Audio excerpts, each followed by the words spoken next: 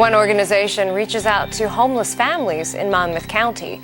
I'm Jill Horner. This is Comcast Newsmakers. With me this hour is Shanna Goldstien, Executive Director of Family Promise of Monmouth County. Thanks so much for being with us. Thank you. Many people may be surprised to learn just how many people are homeless in Monmouth County, including children. There's a statistic that I found really significant. On an average day in Monmouth County, there's 242 children that are homeless.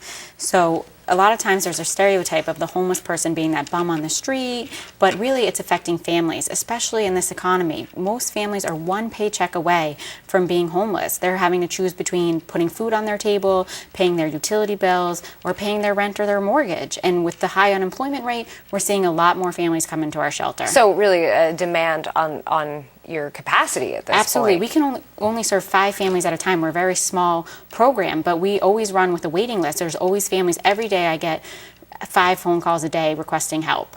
So let's get into some of the ways that you are able to help these families. You partner with different congregations throughout the area. Talk to us a little bit about the temporary shelter component of what you do. Our program is really unique in that it's mostly run by volunteers. We have 11 host congregations, and each of the 5 families stay together at a host congregation from Sunday to the following Sunday. So they're at the church from 6 o'clock at night till 7 o'clock the next morning, and that's where they have dinner and they sleep over.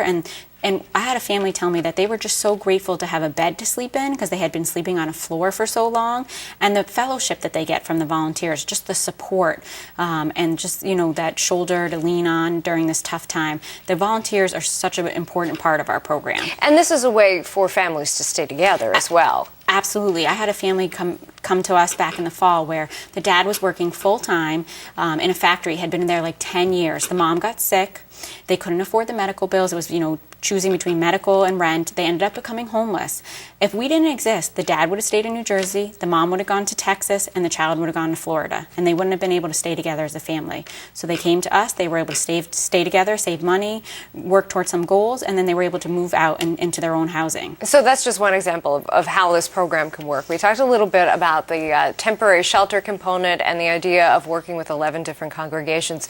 But let's talk a little bit about how this program actually works. You work on intensive case management, working to give families the tools that they need to succeed long term. Right. We do everything. When they come into the program, we assess them. We want to know where they are, why they became homeless, what are the skills that they're lacking, and then we work on those skills. It could be learning how to budget. Some families never learned how to budget, learning, working to consolidate their debt and get out of debt, how to rent an apartment, what a lease looks like, how to write a resume, how to do a job interview. We really provide that support for them and teach them those skills so that when they leave our program at the end of the 90 days, they really are in such a better place. And we provide that support ongoing even after they leave our program. And we really give them that hope and that ability to see that there's a light at the end of the tunnel, that they have a future. So what then happens after the 90 days? What kind of support do they receive from your organization? We provide continued case management for them for up to a year after they graduate if they want to participate. And that way they know that if they are having a hard day, they always have someone to talk to. Or if they get in trouble financially and they don't know what to do,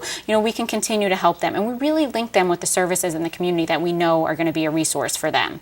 We're continuously always making sure that they are feeling good about themselves, that they're maintaining their independence. And we really focus on being self-sufficient. And we really want them to feel that they can take care of themselves. Now, we mentioned the idea that on any given day in Monmouth County, there are more than 200 homeless children. What does a program like this mean for stability for a child and helping that child to succeed as an individual and as a student? It's wonderful because, like I said, the volunteers provide that support. They tutor the kids at night.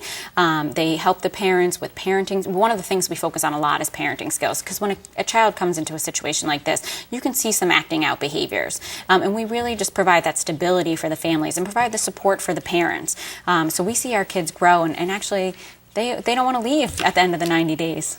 All right, some great information, and we can always give you a call. Visit your website for more information about how we can potentially volunteer as well. That'd be great. Thanks for being with us. We've been talking with Shanna Goldstien. I'm Jill Horner.